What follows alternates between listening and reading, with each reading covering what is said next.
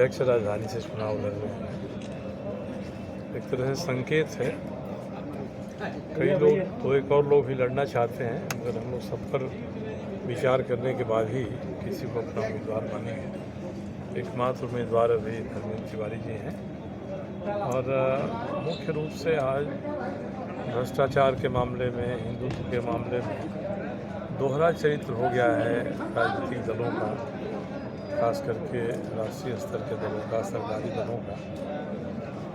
इस बात को चुनाव में रखकर ही हमारे उम्मीदवार लोगों के पास जाएंगे कि कथनी और करनी का अंतर सबसे बड़ी समस्या है। आज शासन प्रशासन में या समाज में जो भी विकृतियाँ हैं उसका मुख्य कारण है कि शासन प्रशासन में हर स्तर पर भ्रष्टाचार हो गया है। चुनाव में ही प्रधानमंत्री से लेकर बाकी लोग जिन बातों को कहते हैं और उसके पहले और बाद में क्या करते हैं, इसकी मीमांसा होनी चाहिए हमारे उम्मीदवार के खड़ा होने का मुख्य उद्देश्य है। प्रधानमंत्री जी अगर चाईबासा में जाकर सीखूम के प्रत्याशी के यहाँ से भ्रष्टाचार हटाने की बात करेंगे तो इस पर तो लोगों को विचार करना चाहिए। या जिस तरह से शासक दल ने धनबाद से उम्मीदवार दे दिया है तो विचार करना चाहिए। जो दीनदयाल उपाध्याय ने कहा, जो वाजपेयी जी ने कहा, लिखित रूप में है। और आज हमारे राष्ट्रीय स्वयंसेवक संघ के परम पूज्य सरसंघचालक जी जो कह रहे हैं कि आप उम्मीदवार उसको चुनिए वोट देने के लिए, अपना वोट उसको दीजिए जिसको आप सबसे बेहतर मानते हैं। उन्होंने कहा कि नोटा वोटा मत दीजिए, जो अवेलेबल बेहतर है उसको दीजिए। तो अब ऐसे लोग जब अपना उम्मीदवार खड़ा किए हैं, इस उम्मीदवार को पार्टी ही और पार्टी के लोग कितना बेहतर मानते हैं ये बात सामने आएगी। आज से चुनाव में पदार्पण हुआ है, पार्टी रजिस्टर्ड रही है हम लोगों की। आज से कहिए एक तरह से जो संवैधानिक प्रक्रिया है पार्टियों के चुनाव में जाने की, उसकी शुरुआत हुई। धनबाद को लेकर सर क्या स्टैंड है, अंतिम सवाल लेना चाहिए क्योंकि लगातार आप धनबाद में जाऊँगा, 2 दिन रहूँगा, वहाँ की जनता के सामने मैं उनके बीच में अभियान करूँगा कि भारतीय जनता पार्टी के लोग हों या कांग्रेस के, वे अंतरात्मा की आवाज़ पर धनबाद में वोट करें। खास करके भारतीय जनता पार्टी में जिन बातों को मैंने कहा, दीनदयाल उपाध्याय जी हम लोग के मार्गदर्शक हैं, उन्होंने कहा है कि अगर पार्टी से गलती हो जाए उम्मीदवार तय करने में तो कार्यकर्ताओं को और जनता को उसमें सुधार कर देना चाहिए। मोहन भागवत जी खुद ही कह रहे हैं कि जो बेहतर है आप उसको वोट करिए। तो लोग धनबाद में ही देखें, जिसको बेहतर लगता है अंतरात्मा की आवाज़ पर अपना उसको।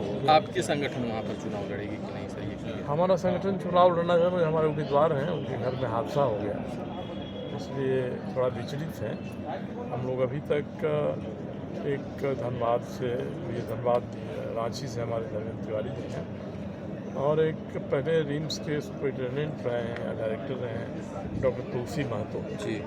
उन्होंने कहा इच्छा व्यक्ति कि हम गिरिडीह से चुनाव लड़ना चाहते हैं, वो लड़ना चाहें तो उनके लिए भी हम लोग का समर्थन है और कहीं से हम लोगों का अभी कोई उम्मीदवार सामने नहीं आया।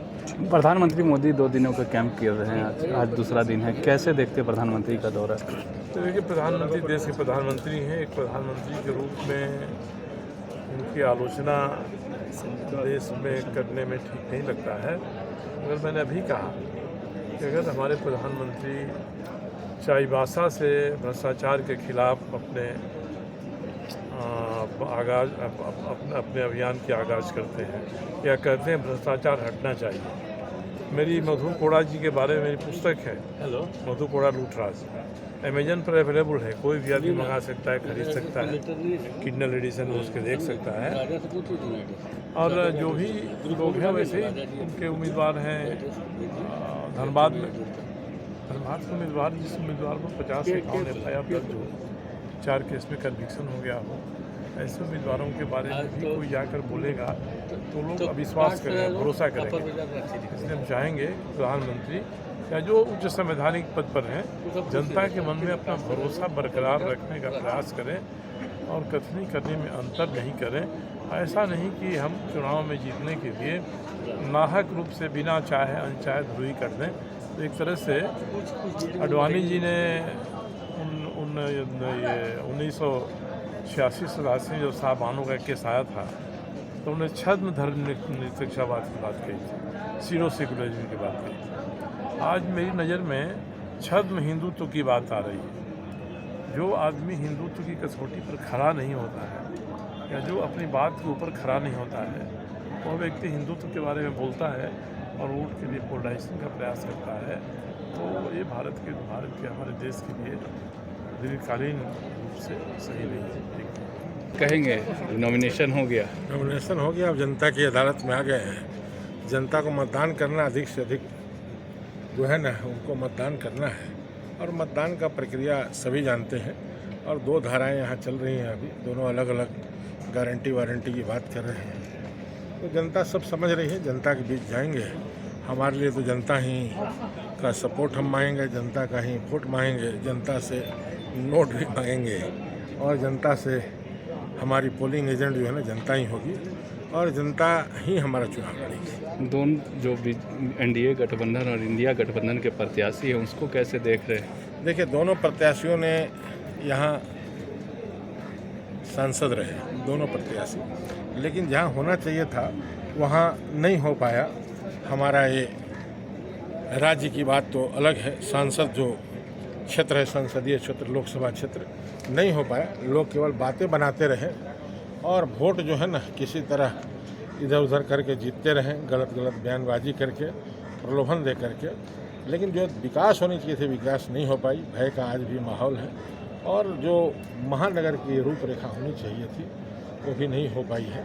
तो यहाँ के व्यापारी परेशान हैं, किसान परेशान है, मजदूर परेशान है, विद्यार्थी परेशान है, और साथ साथ यहाँ चिकित्सा की भी कोई सुविधा नहीं है। हर जगह यहाँ बिचौलिया हावी है। एक मुख्यमंत्री अपने नाम से ज़मीन कराते कराते कानूनी कार्रवाई हुई तो अंदर चले गए, दूसरे एक मुख्यमंत्री हाथी उड़ाते उड़ाते यहाँ कोई उद्योग नहीं खुला, एक पान दुकान तक नहीं खुल पाया, और वो चले गए। उनके जो आका हैं वो भेज दिए उनको, सोने के पिंजड़े में बैठा दिए, गवर्नर बना दिए। तो ऐसे ऐसे लोग यहाँ राज्य किए हैं, और हमारा देश हमेशा से अमीर रहा है, सोने का चिड़िया रहा है।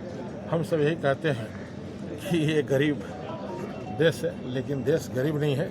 यहाँ के नेता अमीर है, जनता गरीब है, क्योंकि 5 किलो राशन पर अपने मत का प्रयोग करती है जनता।